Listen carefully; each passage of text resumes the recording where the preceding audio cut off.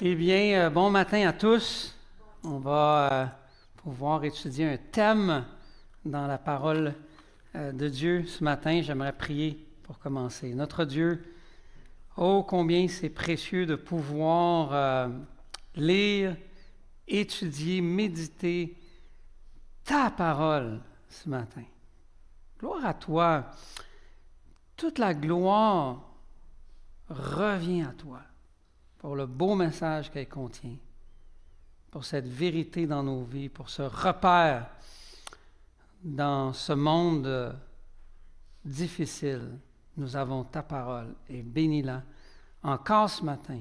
Par ton esprit, travaille dans nos cœurs. On te le demande au nom de Jésus-Christ, notre bien-aimé Sauveur.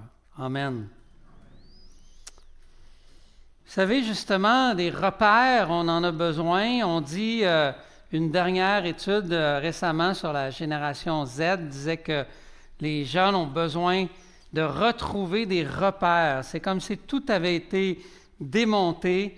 Et là, ils cherchaient quelque chose. Et même quelque chose, non seulement pour les, comme on dit en anglais, pour les grounder, mais quelque chose qui est de plus grand qu'eux, en fait. Une vraie raison de vivre. Combien nous savons en tant que croyants, que cela se trouve dans la parole de Dieu. Alors, imaginez un instant que vous êtes dans un foyer où les parents sont méchants. Les parents sont critiques à votre égard. Vous vivez quelque chose d'inconfortable dans votre foyer et un jour, vous montez au grenier pour vous réfugier et vous trouvez un vieux coffre poussiéreux qui est là dans le grenier. Vous l'ouvrez. Et vous y trouvez des documents qui révèlent qu'en fait, vos parents ne sont pas vraiment vos parents. Vous avez été kidnappés à la naissance et vous avez vécu dans ce foyer-là. Vous découvrez qu'en réalité, votre mère est peintre à la Sorbonne et votre père a gagné des prix Nobel. Et là, qu'ils sont super bien et que vous êtes absent de toute cette réalité. Et là, c'est comme si vous revenez en arrière et vous revisitez toute votre vie à la lumière de cette nouvelle information qui change tout. Là, tu comprends, tu te dis, ah, c'est ça que je vivais à l'intérieur, c'est ça qui fait du sens. Je comprends maintenant. Et les morceaux du puzzle se mettent ensemble. Eh bien, le thème ce matin, j'espère, va avoir un peu cet effet-là pour vous. En fait, la Bible nous dit dans le Nouveau Testament à au moins 160 fois, sinon 180 fois, qu'on est en Jésus-Christ. Lorsqu'une personne a placé sa foi en Christ, eh bien, elle est une nouvelle créature et cet état-là, c'est d'être en lui. Et j'aimerais qu'on explique un peu ça aujourd'hui et de voir qu'en fait, ça vient revisiter toute notre compréhension de ce que c'est le christianisme et qu'est-ce que c'est marcher au quotidien avec Jésus. C'est pourquoi aussi Paul, dans sa lettre aux Colossiens, va dire dans l'introduction au chapitre 1, « Dieu a voulu vous faire connaître la glorieuse richesse du mystère de l'Évangile, c'est-à-dire Christ en vous, l'espérance de la gloire. » Il dit, en fait, c'est là que contenait tout le coffre à trésor de l'Évangile, c'est qu'en réalité, vous êtes unis à Jésus-Christ d'une manière bien particulière et qui a tellement d'impact.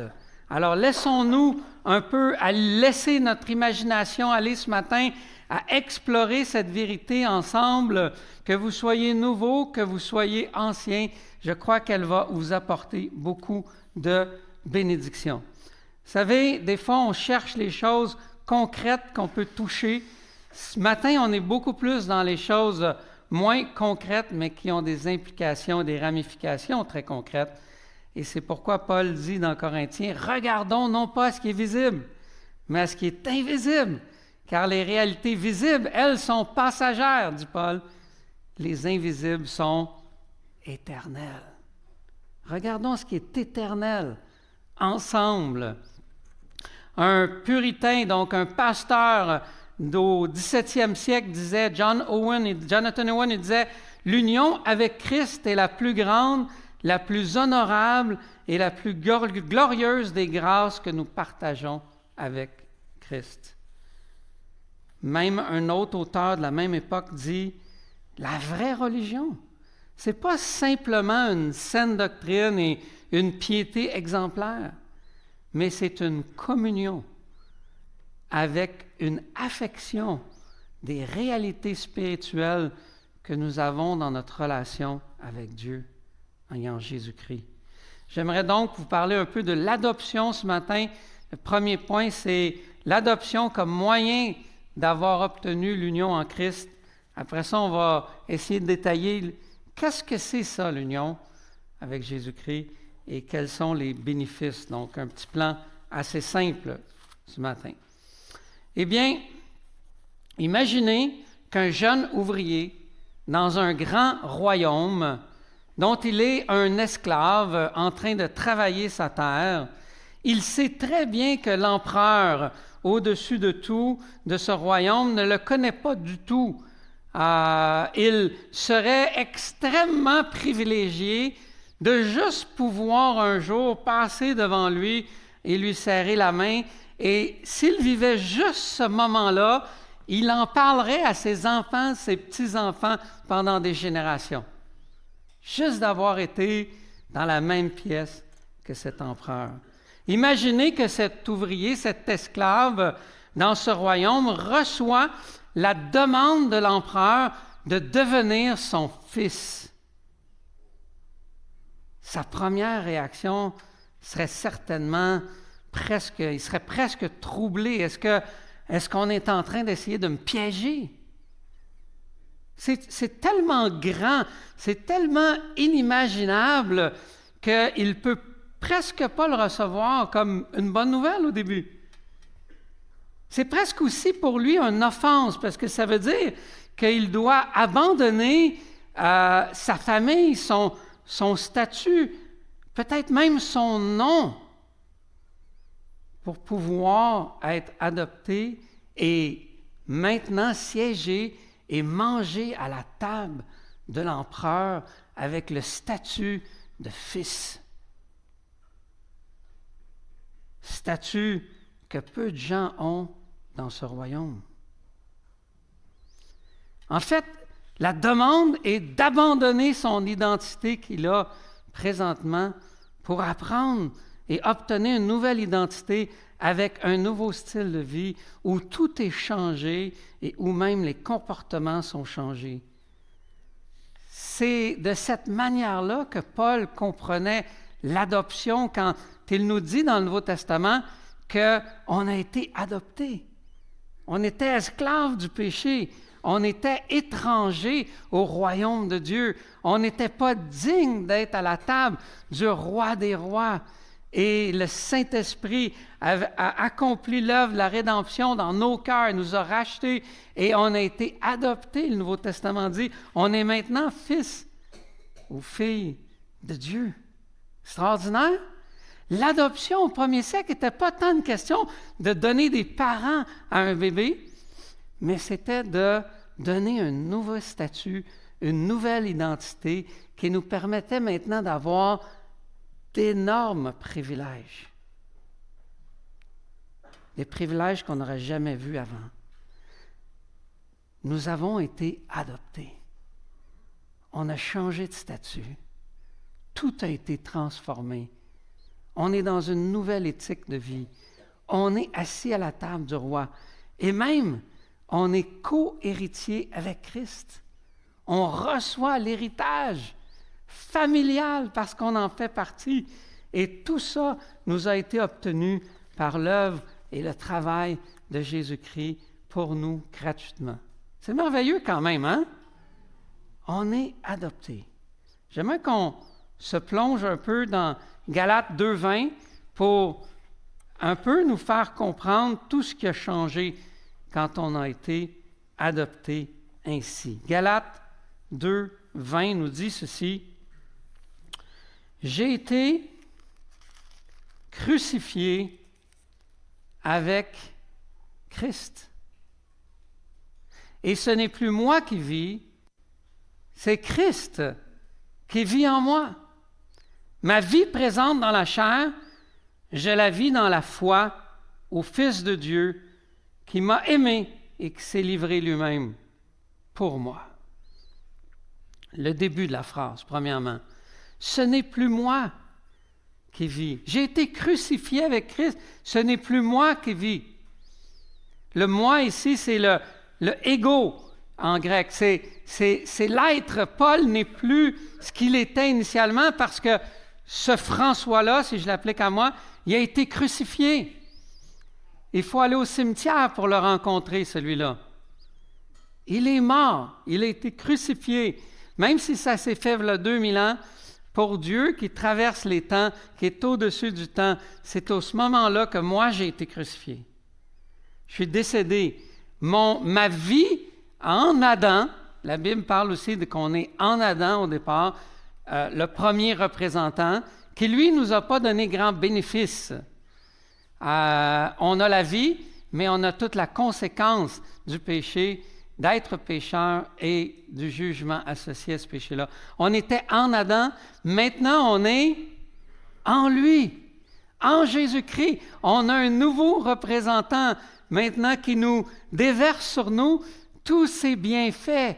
Il n'y a que des avantages, une nouvelle identité, un nouveau nom, une nouvelle vie, une nouvelle création, un futur nouveau corps, une nouvelle vie au sein de son royaume dont il est le grand roi. Ce n'est plus moi qui vis. Ce n'est plus cet en Adam, ce François en Adam, c'est maintenant Christ qui vit en moi. Alors souvent on dit qu'on a été crucifié avec Jésus-Christ, mais on va voir, Christ vit en moi, on a aussi été ressuscité avec lui. On est dans la vraie vie. Parce qu'avant, c'était une vie limitée. Là, on a la vraie vie, c'est-à-dire Jésus est la vie qui nous disait « Je suis la vie ». Eh bien, on est ressuscité dans la vie. Christ habite en moi. C'est une vie qui a la caractéristique d'être éternelle, mais qui est déjà commencée. Je vis une nouvelle vie.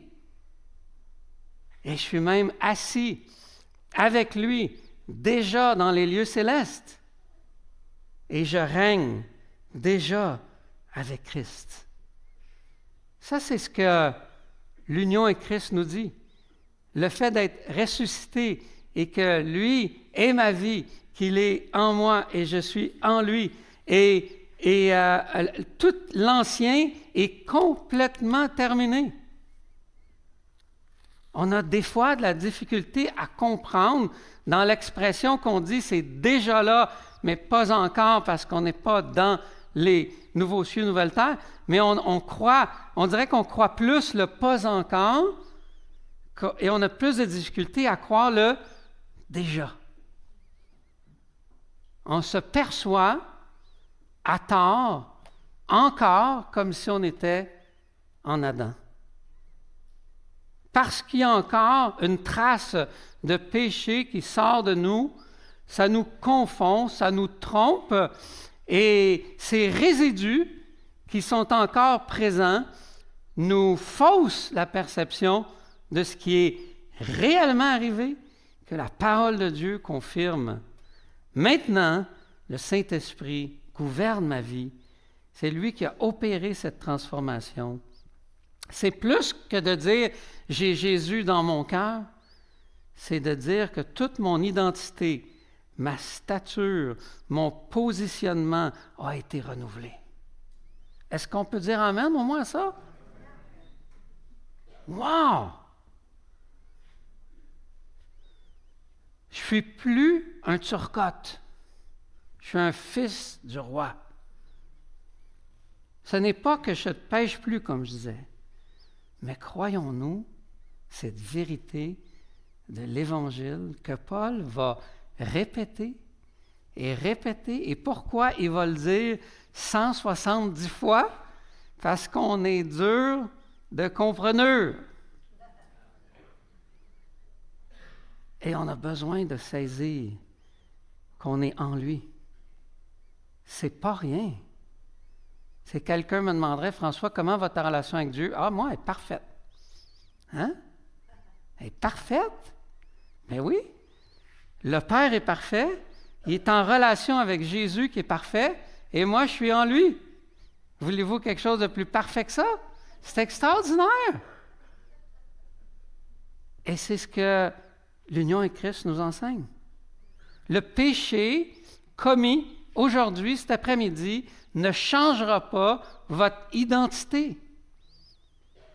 C'est plus possible. Un enfant qui se rebelle à son père, pendant un instant, ne le fait pas qu'il n'est plus son enfant. Le père va encore être en relation avec lui comme d'un père avec son fils. C'est irréversible. Dieu ne se trompe pas. Il ne reviendra pas sur sa parole. La relation est déjà parfaite. Ce sont des versets extraordinaires et ils sont répétés. Mais l'apôtre Jean va le dire aussi dans ses propres mots. Lorsqu'il est dans la prière de Jean 17, Jésus prie son Père et il dit « Papa, l'amour qu'on a ensemble depuis l'éternité va maintenant être disponible pour ceux et celles que j'ai rachetés. » L'amour du Père envers Jésus, un amour qu'on peut qualifier de parfait, d'extraordinaire, d'unique dans l'univers. Jésus dit qu'il nous a rachetés pour qu'on puisse y goûter déjà. Vous avez accès, le fait que Jésus est en vous, vous avez accès à l'amour du Père. Pas 10% de l'amour du Père, pas 20% parce qu'on serait d'une autre catégorie, 100% de l'amour que le Fils a reçu. Jean 17 nous dit, nous aussi, nous y avons maintenant accès. Parce que ça ne dépend pas de qui moi je suis en Adam. Ça dépend de qui je suis maintenant en Jésus-Christ, en lui. Et c'est une vérité. Et l'image que les auteurs du Nouveau Testament essaient de nous donner, c'est que, en fait, c'est presque le mariage. Le mariage, il y a deux personnes qui restent deux personnes, mais en étant mariés, ils font aussi une seule chair. Ils font une union, une unité. Et on veut comparer les deux. Et dans un sens, on a avec Dieu une relation maintenant soudée, ce que le Saint-Esprit produit en nous, qui nous dépasse intellectuellement, mais qui nous rend un avec lui, et on est unis ensemble, et on va goûter à une relation, et tous les bénéfices que Christ possède nous sont transférés à nous. Et Éphésiens chapitre 1 commence en disant, « En lui, vous avez reçu toutes les bénédictions spirituelles dans les lieux célestes. » Wow! C'est plus que Noël, ça.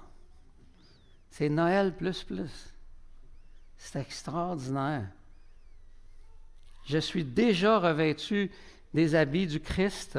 Ils sont un peu trop grands pour moi, mais je vais grandir à maturité et ils vont me faire de plus en plus comme un gant pour refléter l'image de Jésus-Christ.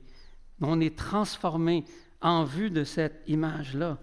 Nous pouvons vivre une communion profonde et c'est ce pourquoi, en fait, tout a été fait. On a été déclaré juste, on a été sanctifié, on a été racheté, on est adopté pour avoir une communion en lui. C'était le but de tout ça. C'est ce que Jésus est venu faire pour qu'on goûte à cet amour, parce qu'on est maintenant en lui, on n'est plus en Adam. Je suis en parfaite sécurité quand je suis chrétien. Si vous ne l'êtes pas encore ce matin, entendez les bénéfices ici. Je suis en complète sécurité. Je repose sur une transaction céleste qui a eu lieu entre le Père et le Fils, où il a dit, je vais les déclarer justes. Et tout repose sur cette déclaration tu es juste. Il n'y a plus de condamnation. Ta réputation est déjà faite. Tu es fils du roi. Rien ne peut l'ébranler. Tu n'as pas à la gagner. Tu n'as pas à performer pour atteindre quelque chose. Le Père a déjà dit, je prends plaisir en lui, Jésus-Christ, et il vit en moi. Wow! Moi et Jésus, nous pouvons dire que lui est en moi et moi en lui. On est caché, la Bible dit dans Colossiens 3, on est caché, ma vie est cachée en lui. Le meilleur exemple pour ça, c'est un exemple qui nous vient du monde du football où un quart arrière, pour pouvoir lancer le ballon à ses joueurs, a des hommes là, géants devant lui qui bloquent l'ennemi là, pour que lui puisse lancer son ballon. Ça lui donne 3-4 secondes pour lancer le ballon. Eh bien, dans les années 80, il y en a un qui s'appelait The Refrigerator, le frigidaire. Il était dur à traverser, lui.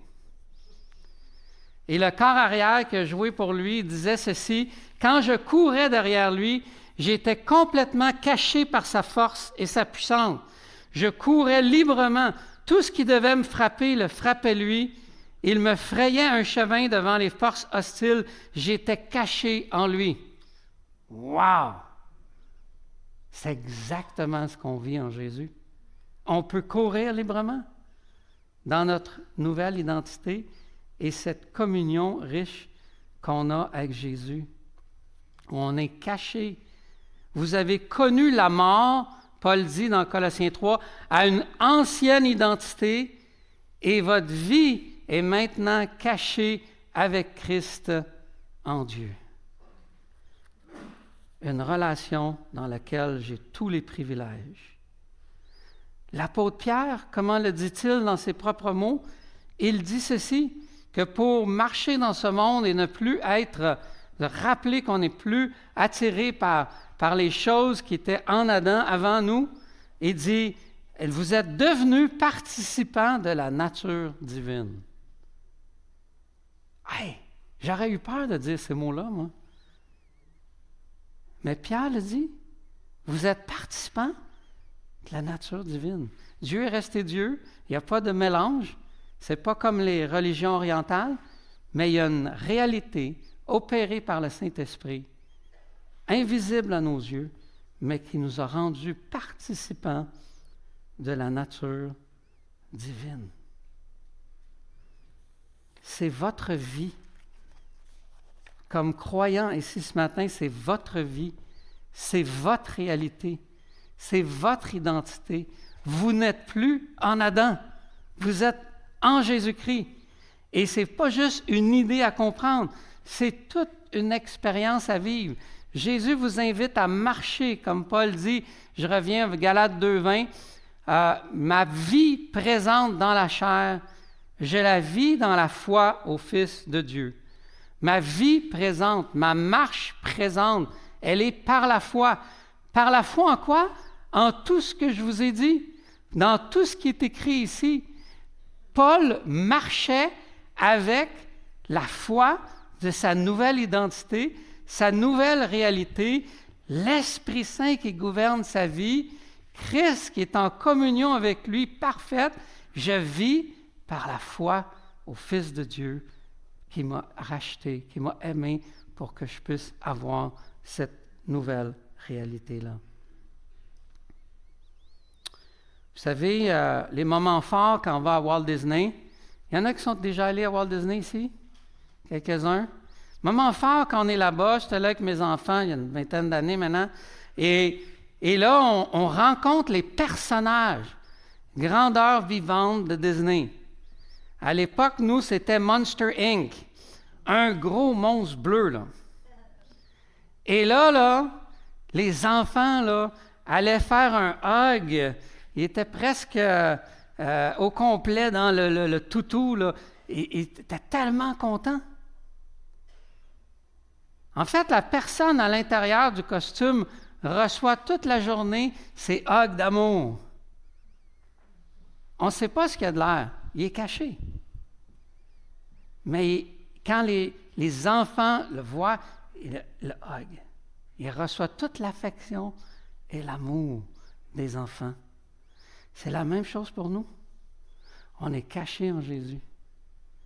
Et le Père voit son Fils et là, on reçoit toutes les hugs de notre Papa parce qu'il nous aime, parce qu'on est en lui et on est parfaitement capable de recevoir un amour du Père illimité, rassurante, réchauffante et magnifique.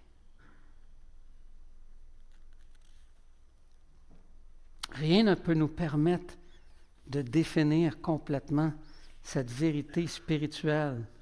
Mais j'imagine une fontaine où l'eau coule continuellement. J'étais aux chutes Niagara, vous avez vu Yannick cette semaine au congrès. Et là, à chaque fois, je suis impressionné. Ça fait comme 7-8 fois que je vais là dans ma vie, il y a encore de l'eau qui coule. À chaque fois, je suis comme, ça se peut pas. Je vais arriver à un moment donné, et c'est sec. Non, ça coule à un flot et un débit de milliers de litres. Et ça, c'est notre réalité dans l'amour du Père qui se manifeste par cet exemple concret d'une chute aussi gigantesque que celle-là. Souvenez-vous, ce matin, quand vous l'aurez partir, je ne suis plus en Adam, mais je suis en lui. Dites-le à votre prochain, célébrez-le à l'heure du dîner, festoyez, vous avez le droit. Quels sont pour nous tous les bénéfices? On ne peut pas tous les couvrir ce matin, mais j'aimerais en nommer quelques-uns. Vous savez, souvent, on pense qu'on doit, par nous-mêmes, arriver à accomplir les standards que la parole de Dieu nous présente. On est comme dans une forme de déficit. Là. La Bible est ici, moi je suis là, puis là je vais manger ma croûte, puis je vais y arriver. Tu sais. On va se retrousser les manches on va demander à nos frères et sœurs de nous aider, puis on va y arriver à ce standard de sainteté ou cette forme d'obéissance radicale. Tu sais, quand on entend des gens là, « Faut obéir, let's go! » Puis là, on est un peu coupable, puis là, on essaie de se donner pour rencontrer une espèce de norme qu'on sent qui est présente dans la parole. Mais cette norme-là, elle est là, bien sûr, partout dans les Écritures. Totale, radicale, elle a déjà été faite il y a 2000 ans sur Terre. Elle est déjà accomplie. Et la grâce parfaite qui couvre toutes ces fautes ne vient pas de nous non plus. Elle a été aussi pleinement accomplie. Jésus a marché sur cette terre et pendant toutes ces années sur terre et sa mort sur la croix, tout ça additionné donne une obéissance et une grâce parfaite et nous avons le privilège d'avoir été greffés en lui. C'est tellement à propos de Jésus. C'est tellement à propos de ce que lui a fait. Et c'est sur cette base-là que je vais me tourner et je vais vivre ma marche chrétienne. Parce que si je n'ai pas ça en tête, la base de vouloir changer, que l'Esprit met en nous, le désir de voir que je pourrais être meilleur, eh bien, le changement, s'il ne repose pas sur ma nouvelle identité d'être en lui, il repose souvent sur la culpabilité. On entend la différence de standard entre ma vie et celle des Écritures. On vit une certaine culpabilité, puis là, on veut se prendre en main pour essayer de faire face à ça, ou on s'assoit et on dit « Ah ben, c'est par la grâce, fait que je me laisse aller. » Toutes ces réactions, soit de performance ou de laisser aller, c'est parce que ça repose sur une espèce de tentative pour nous de remplir ce gap de différence entre ce que je sais qui est bon et là où je suis. Tout ça nous mène à l'échec.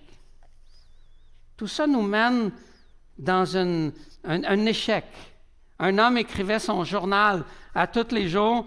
Il y a 400 ans de ça.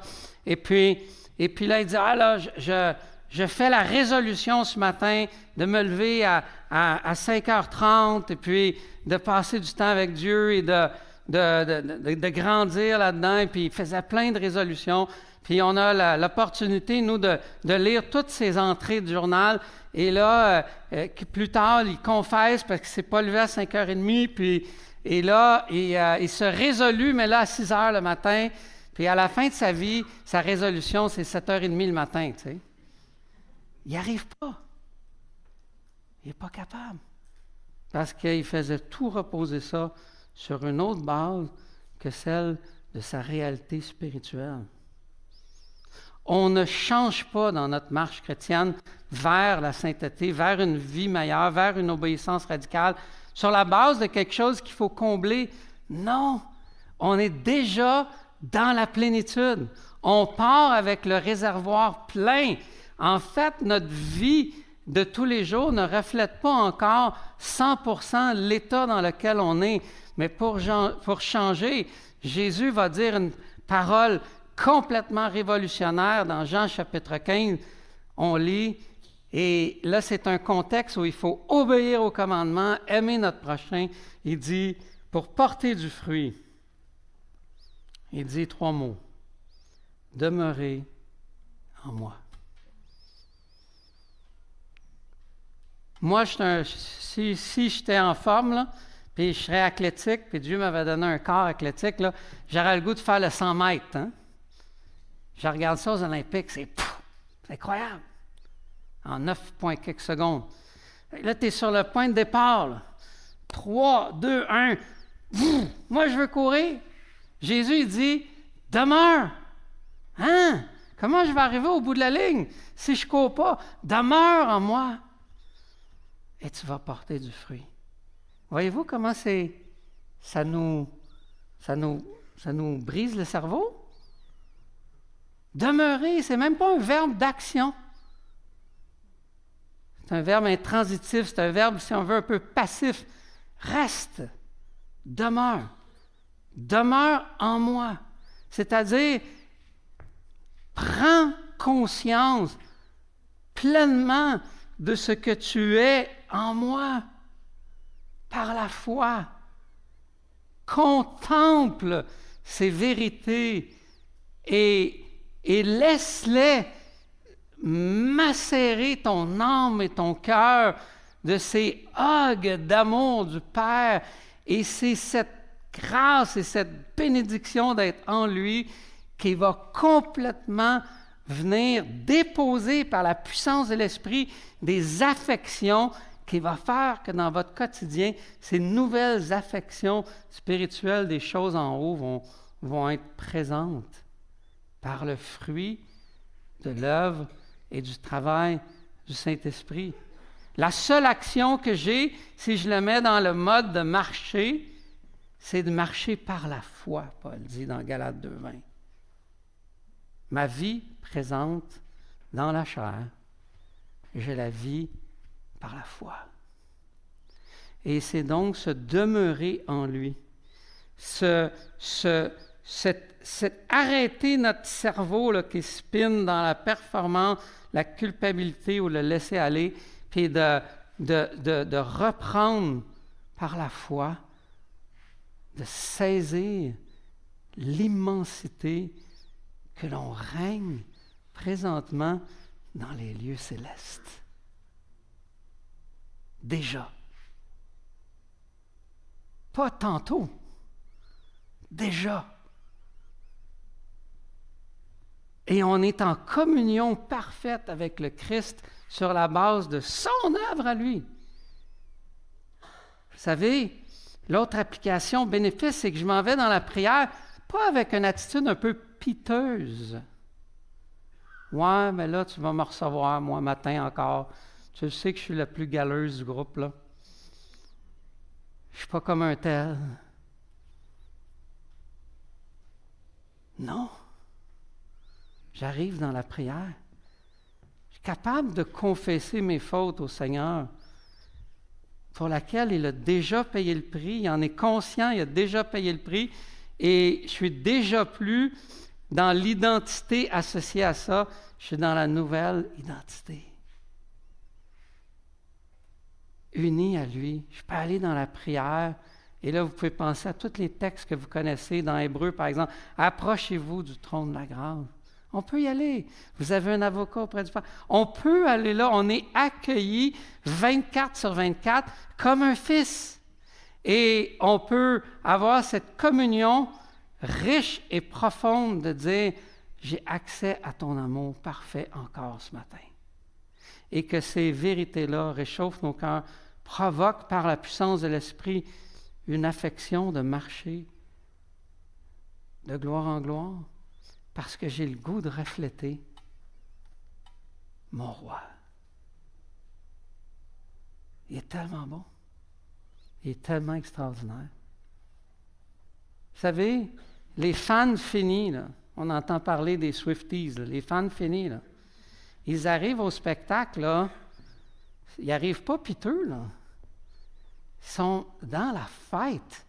Ils sont habillés pareil, ils connaissent les paroles par cœur, ils vont 7 fois au même spectacle, ils payent des prix de fou pour être là. C'est pas par culpabilité qu'ils font ça. Ils sont en relation, qu'on pourrait dire, d'adoration. Nous, dans notre adoration de l'œuvre de Christ qu'on a parlé et défini ce matin, mes amis, on va avoir le goût de refléter ce roi-là quand on le découvre et qu'il a lui-même la responsabilité et la puissance d'opérer le changement que je suis incapable de faire quand j'essaie de le baser sur autre chose que de demeurer en lui. C'est pourquoi Paul peut dire dans 1 Corinthiens 1, verset 30, « Jésus est ma sanctification ». Cette phrase ne ferait pas de sens sans l'union à Christ si ça dépendait de moi qui devais, après avoir été sauvé gratuitement, revêtir mes gants de travail, puis d'aller boxer, puis travailler fort à être sanctifié. Non, je dois comprendre que Christ est ma sanctification. Le réformateur Jean Calvin parlait du salut comme une double grâce. On a reçu une pleine justification et une pleine sanctification.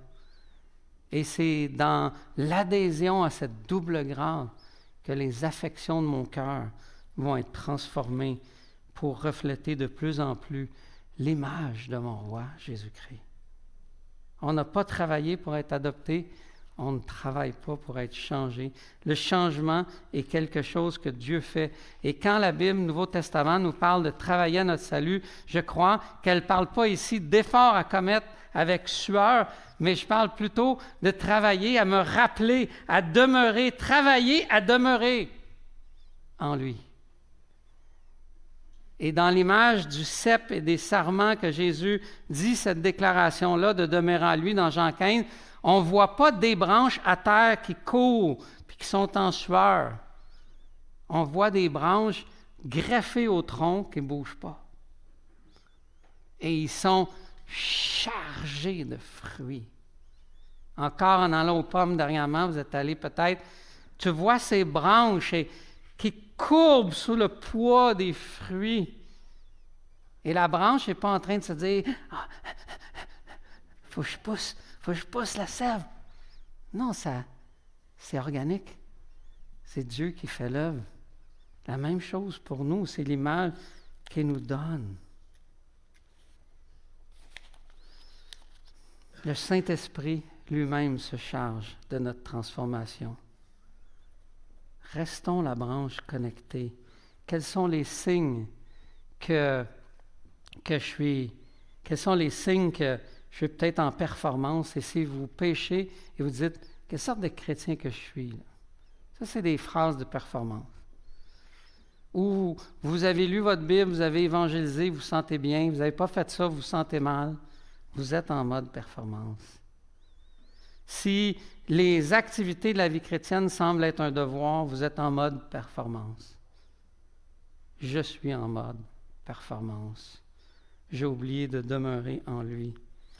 et que tout ça est l'œuvre de Dieu. Je termine en disant que si on fait l'image de la vie chrétienne comme un voilier au lieu d'un arbre et ses fruits, si on imagine un voilier, vous savez quoi? Il y a la grande voile du voilier. Ce qui fait avancer le voilier, ce n'est pas la voile elle-même, mais c'est le vent. Et nous, je crois qu'on travaille à notre sanctification en soufflant de nos poumons. Et on trouve ça dur. Mon ami, qu'on trouve ça dur.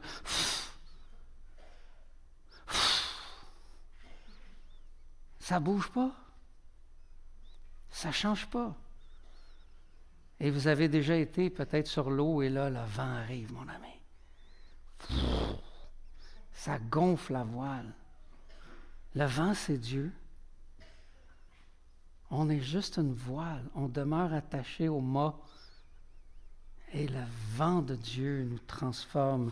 Il faut donc apprendre à demeurer en lui.